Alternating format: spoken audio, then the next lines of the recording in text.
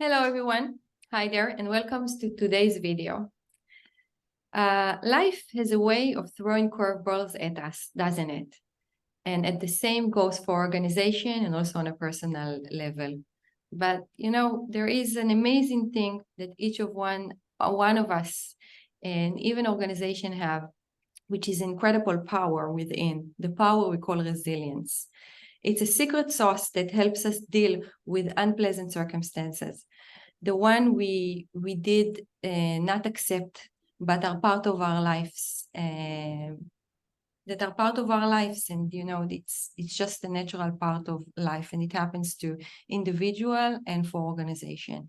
And in this video, we're going to take a new look at it from the new future of work and see if anything around the concept of resilience has changed with the new future of work.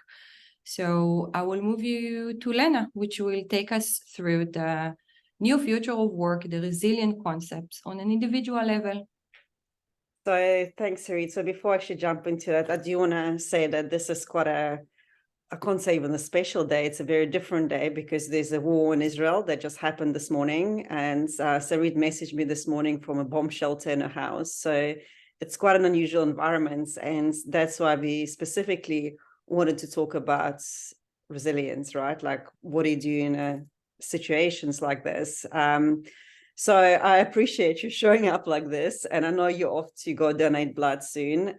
So yeah, guys, if you support us, even with your energy, with your love, with your likes, just send the positive energy to all the Israeli and also all the Arab people who are stuck in this turmoil in the Middle East. So let me actually jump into what I wanted to share today. When as individuals, especially those of us who are high achievers, we mainly focus on physical and mental resilience, right? But I believe that in this new future of work, when more and more people begin to wake up to the fact that they are more than just those physical and mental bodies, we really need to start focusing on also building our emotional and our spiritual resilience and bringing all four of these resiliences, so mental, physical, spiritual, emotional, into balance. Because by nurturing these four types, we become more self-sustained, meaning that we can then hold our own values and stop compromising ourselves. And, life has always somehow presented me with opportunities to build my physical and my mental resilience, especially in my childhood and also in my early career. So there was many curveballs, but yet, even though I became physically extremely resilient, and I would say mentally also, when I set my mind on something, I would just go for it. I would bend things to my will. I would use my effort and willpower, but I will make sure it will get done in a way I wanted it to get done. But yet I was always controlled by my emotions and allowed the external circumstances to dictate how I felt about myself and the world around me. So meaning that if everything externally lined up to the way I wanted it to be, then it would create this circumstantial happiness, right? Because we know that this kind of happiness and fulfillment cannot last. But when something didn't go according to the way I wanted to go, I would use my willpower and efforts. And, it was exhausting, to be honest. And over time, I came to understand that somehow life was not meant to work this way. It's just, there was a different way of living. And I didn't actually know how to change it, because from very young age, and I think a lot of people would resonate with me, we are programmed to attach or to give our focus and attention to something and someone external that then influences how we feel and how we act and how we behave.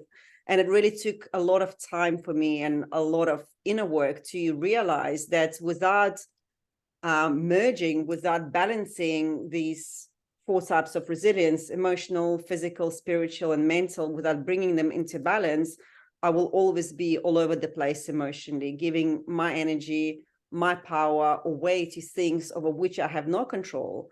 right? And also just using tremendous amounts of effort. So when we speak about emotional resilience, what it actually means to me is having that freedom to be true to who you are without binding yourselves to other people's expectations.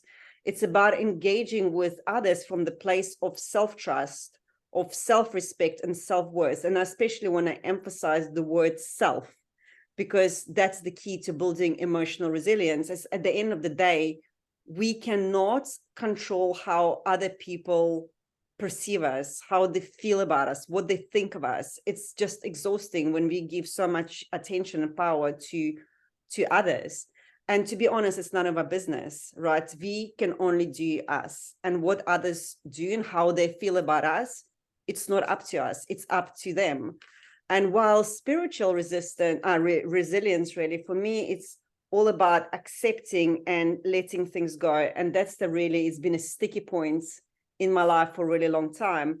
To accept where I am is where I need to be. And what is really meant for me will never pass me by.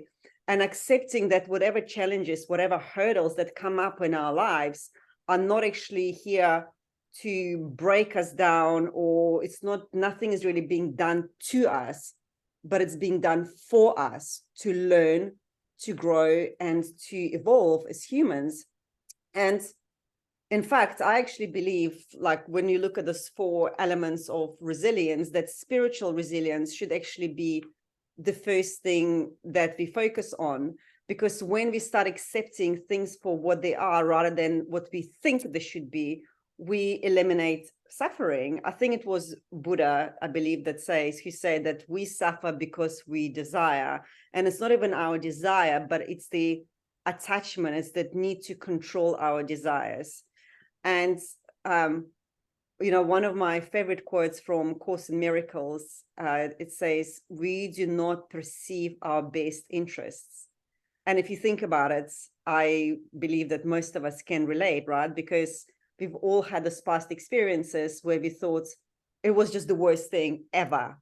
And we got upset or angry, frustrated, but actually it turned out to be the biggest blessing in our lives.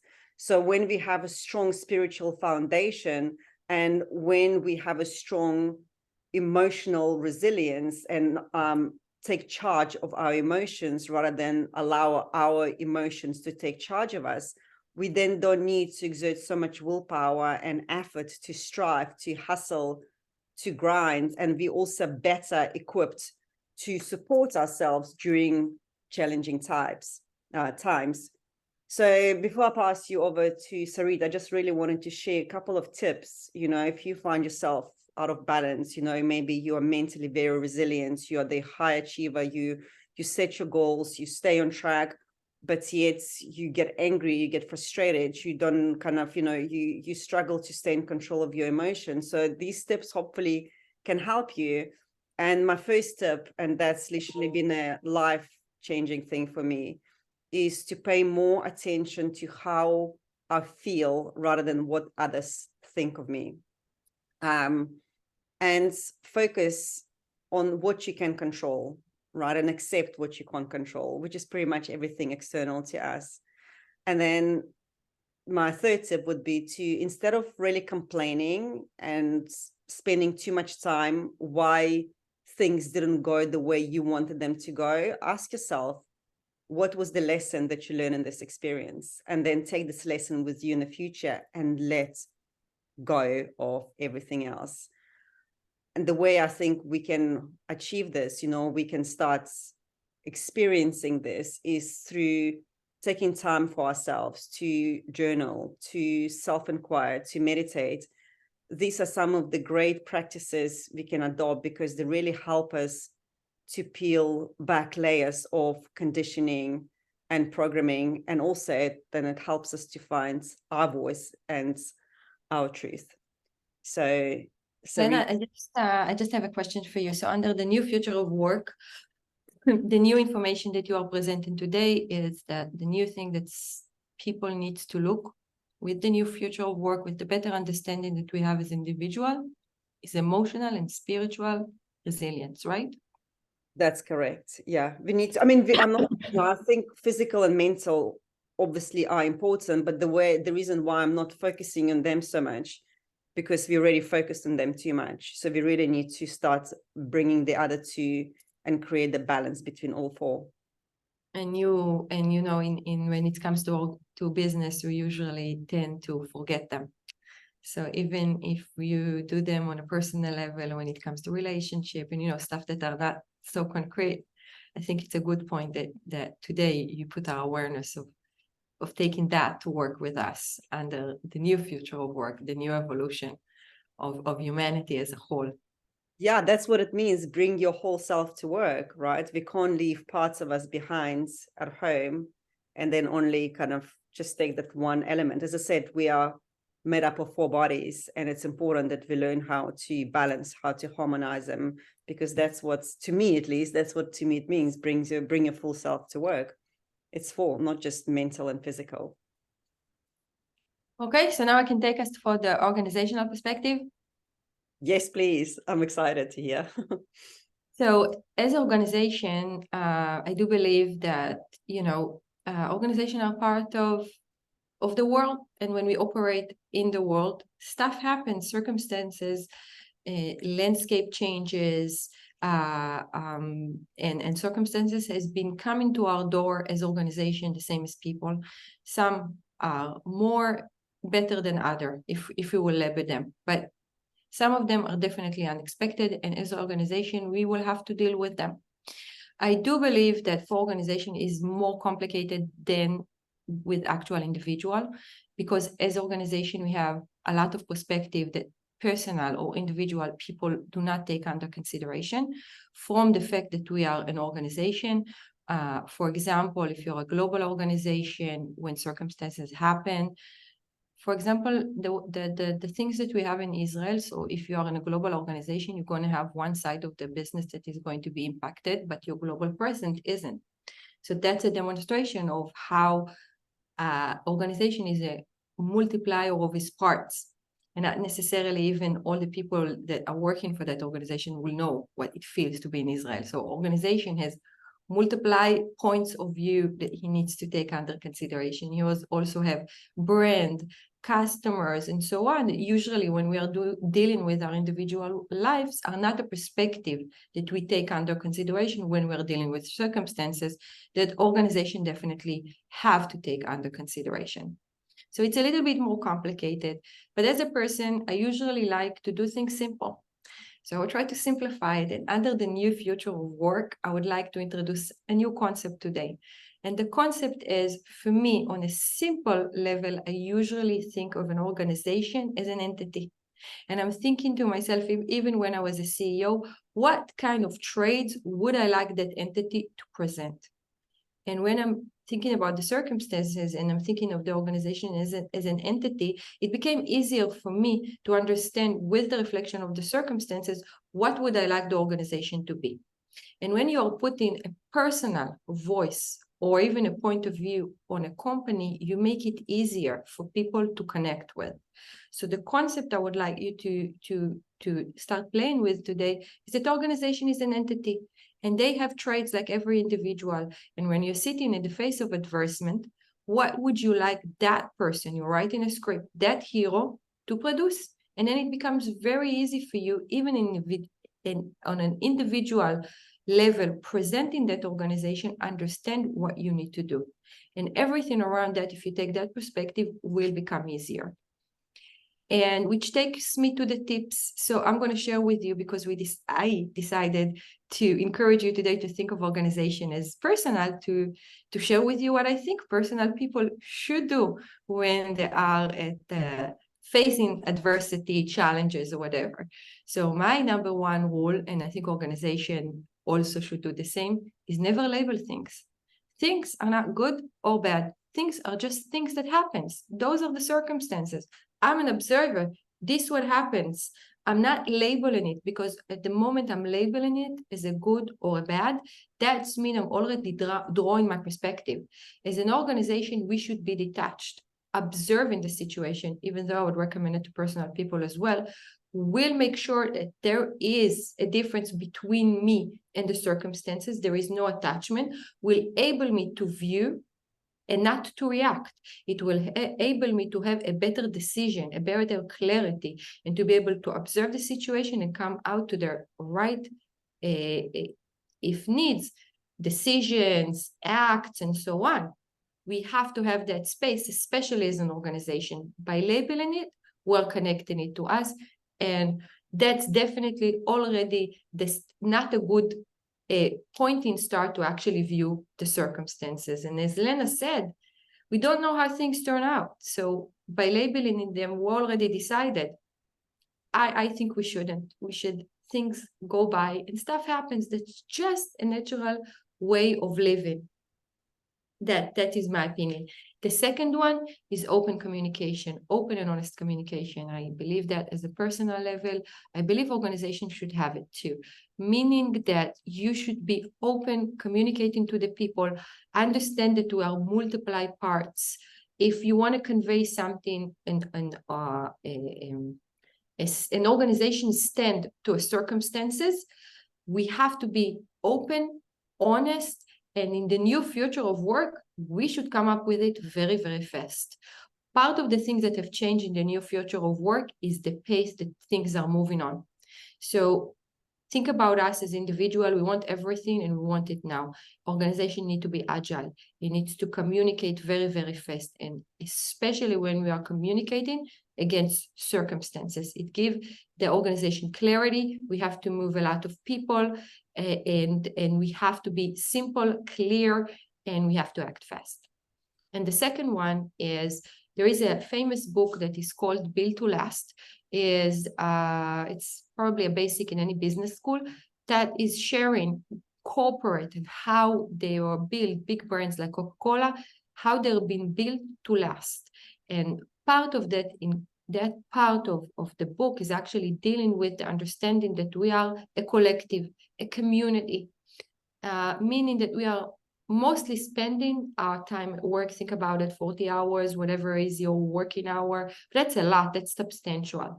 And there is a shared community feeling that comes with going to an organization. You see yourself as a part of a whole. That means that part of I think the values of over every organization is teamwork. Teamwork as individual and humans, the ability to be a community that works together, that know that we've got each other's support, give us strengths.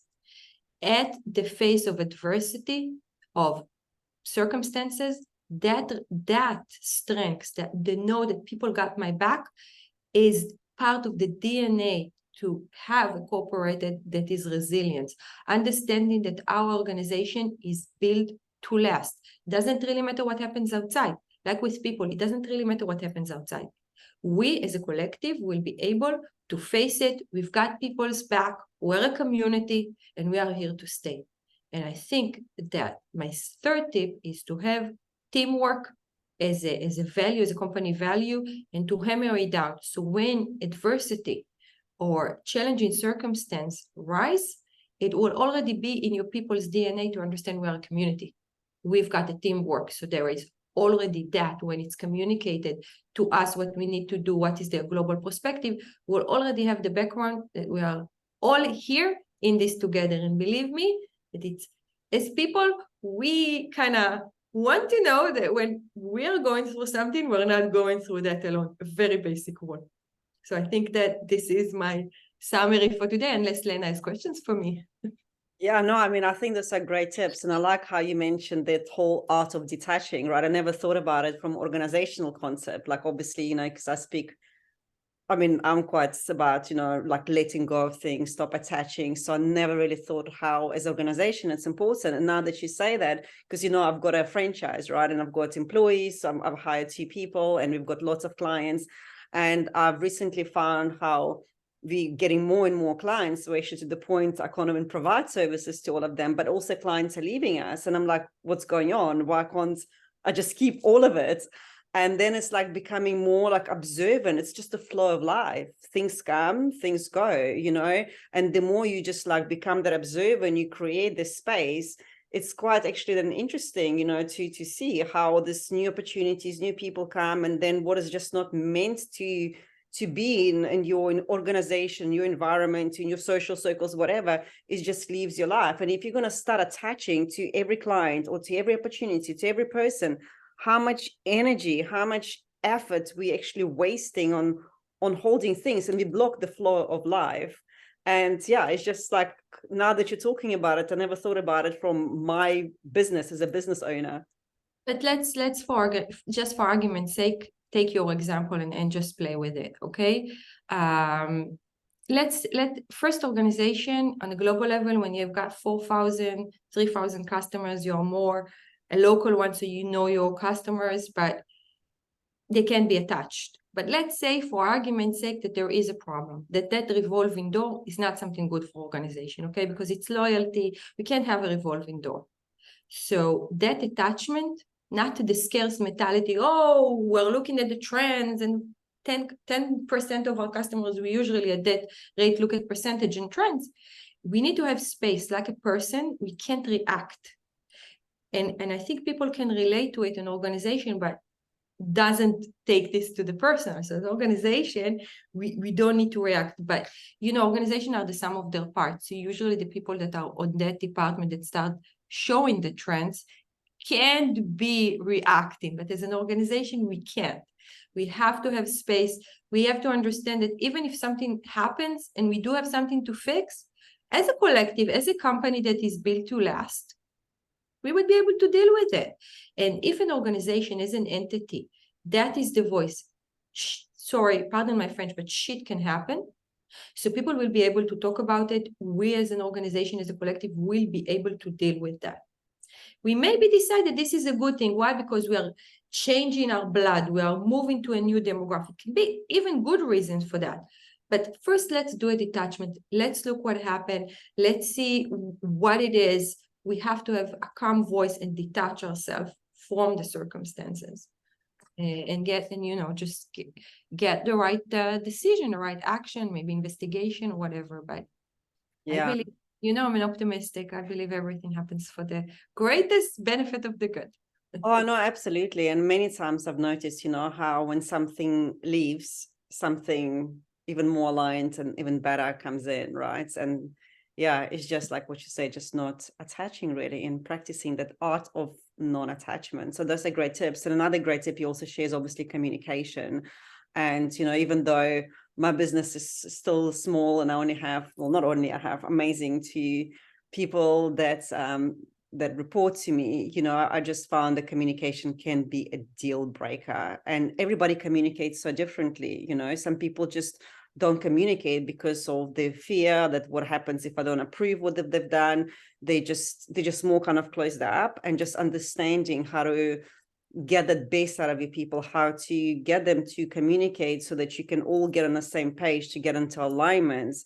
It's crucial part of any organizations, because I could see how easily this whole business can fall apart with two people. So when you talk about massive global organization, it's like a whole different ball game. So communication is critical to any organizational and personal success also, especially as someone who runs a company, definitely. And you know what I believe about communication? Language is a very difficult art form to communicate. And when we don't have English as our native speaking, it even becomes more a challenge. So for organizations that are global, because every word is a concept, is a mental concept, and sometimes our vocabulary, not coming from a mother tongue nature, is very selective. So the challenge is even around what words would you choose? How simple will you make? It's an art form. Organization, this is an art form. So making it very concrete, very simple, very down to earth, very open. So even if you didn't understand, you have an open DNA in the company to ask.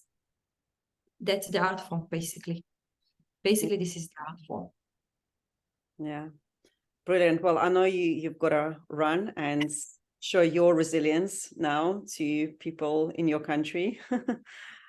So yeah, hopefully the madness will end very soon, and we wish you best of luck. Part of the circumstances, and this is life, right? And we will come strong I think both sides, we would learn what we need to learn on the global level. I hope nobody will be mad at me for saying that, but we've got evolution to do in the Middle East, and we will do it. Well, don't be everywhere. Look at my countries, Russia and Ukraine, right? So it's everywhere, but it is what it is. And, you know, I think we can just improve ourselves as individuals and come together in a collective consciousness. I believe that's the term you like to use. Collective our consciousness. Absolutely, absolutely. Cool. All right, guys. Well, like, subscribe, share, and we'll see you in the next video.